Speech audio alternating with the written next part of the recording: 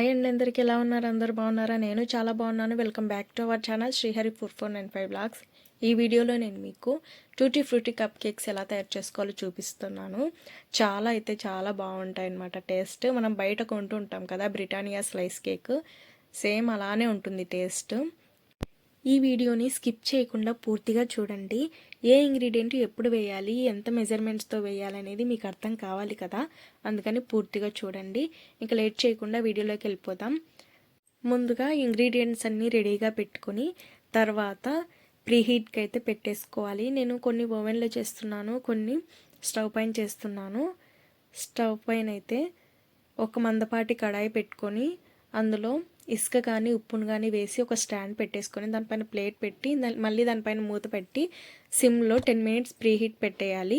తర్వాత ఓవెన్లో అయితే 180 డిగ్రీ సెంటీగ్రేడ్లో 10 మినిట్స్ ప్రీహీట్ పెట్టేయాలన్నమాట.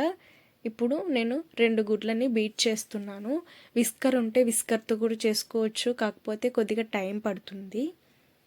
ఇలా ఎగ్స్ని బీట్ చేసిన తర్వాత 140 గ్రామ్స్ షుగర్ పౌడర్ని అంతా ఒకేసారి కాకుండా కొద్దిగా వేసుకొని బీట్ చేసుకోవాలి. వీడియోలో చూపిస్తున్నట్లుగా ఇలా షుగర్ పౌడర్ని మొత్తం వేసి బీట్ చేసిన తర్వాత ఇది క్రీమ్ లాగా అవ్వాలన్నమాట, అంతవరకు బీట్ చేసుకోవాలి.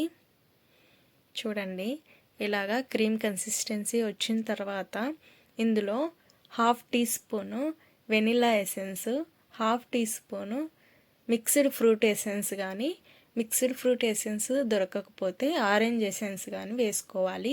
వేసిన తర్వాత ఒకసారి మళ్ళీ బీట్ చేసుకొని ఇప్పుడు బీటర్ని పక్కకి తీసేసుకోవాలి. ఇప్పుడు 150 గ్రామ్స్ మైదా పిండిని జల్లించుకోవాలి. బీట్ చేసుకున్న ఎగ్స్లోనే 150 గ్రామ్స్ మైదాని జల్లించుకోవాలి. ఇందులోనే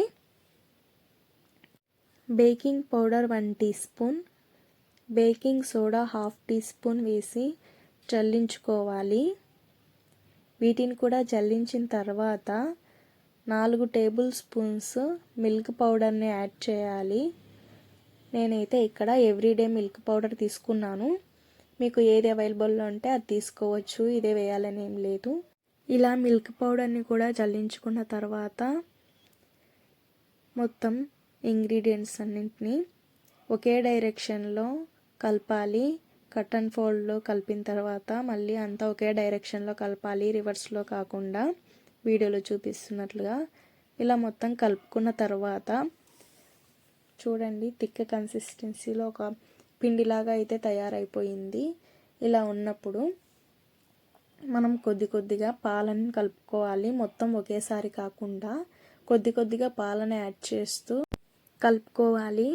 ఇలా కొన్ని పాలను యాడ్ చేసి కలిపిన తర్వాత ఇంకా కొన్ని పాలు పడతాయి. నేనైతే ఇక్కడ మిగిలిన పాలను మొత్తం వేసేస్తున్నాను, నాకు అందాజుగా తెలుస్తుంది కాబట్టి.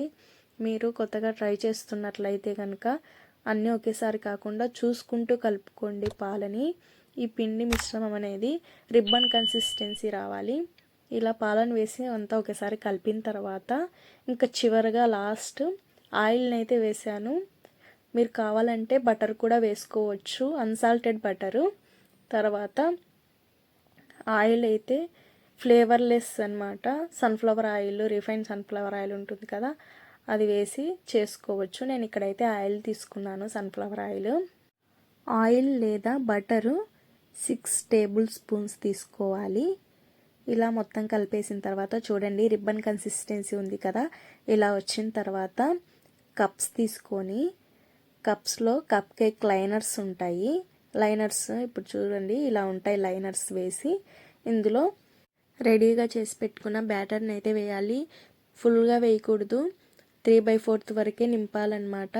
ఫుల్గా వేసేస్తే పొంగిపోతుంది కదా పిండి, పొంగిపోయి సరిగా రావన్నమాట కేక్స్.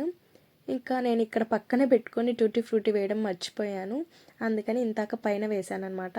ఇప్పుడు ఇందులో మొత్తం కలిపేస్తున్నాను టూటీ ఫ్రూటీ.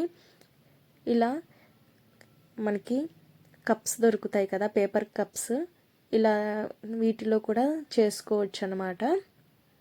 ఇవి కూడా లేకపోతే మనకి టీ గ్లాసెస్ ఉంటాయి కదా, వాటికి ఆయిల్ రాసి కొద్దిగా మైదా పిండి చల్లేసి వాటిలో కూడా చేసుకోవచ్చు, లేదంటే బ్రెడ్ మౌల్డ్ ఉంటుంది కదా, వాటిలో వేసి స్లైసెస్గా కట్ చేసుకొని తినొచ్చు, చాలా బాగుంటాయి. ఇప్పుడైతే నేను కొన్ని స్టవ్ పైన, కొన్ని అయితే ఓవెన్లో పెట్టాను. చూడండి, ఓవెన్లో అయితే మనకి క్లియర్గా కనిపిస్తుంది ఇలాగా. కానీ స్టవ్ పైన చేసేటప్పుడు కొన్ని మిస్టేక్స్ చేస్తూ ఉంటారు. మధ్య మధ్యలో అయిందా లేదా అనేసి ఓపెన్ చేస్తూ ఉంటారు కదా, వాటి వల్ల కూడా కేక్స్ సరిగా రావు. మధ్యలోకి షింక్ అయినట్లుగా నొక్కులాగా పడిపోతుంది కదా, అలా అవుతాయి అన్నమాట మధ్య మధ్యలో ఓపెన్ చేస్తే. ఇక్కడ నేను నైఫ్తో గుచ్చి చూశాను, క్లియర్గా వచ్చింది నైఫ్ అయితే, కేక్ డవ్ అంటుకోకుండా. చూడండి ఎలా స్పంజీగా ఫ్లఫీగా ఎంత బాగా వచ్చాయో. మీరు కూడా నచ్చితే కనుక ఖచ్చితంగా ట్రై చేయండి, చాలా బాగుంటాయి. నేను ఇక్కడ ఆయిల్ లాస్ట్లో వేశాను, మీరు అబ్జర్వ్ చేసినట్లయితే. ఎందుకంటే ముందుగానే వేయటం వల్ల పిండి మొత్తం ఆయిల్ని అబ్జర్వ్ చేసేసుకొని చాలా గట్టిగా అయితే తయారవుతాయి. ఇంత స్పంజీగా స్మూత్గా అయితే ఉండదన్నమాట.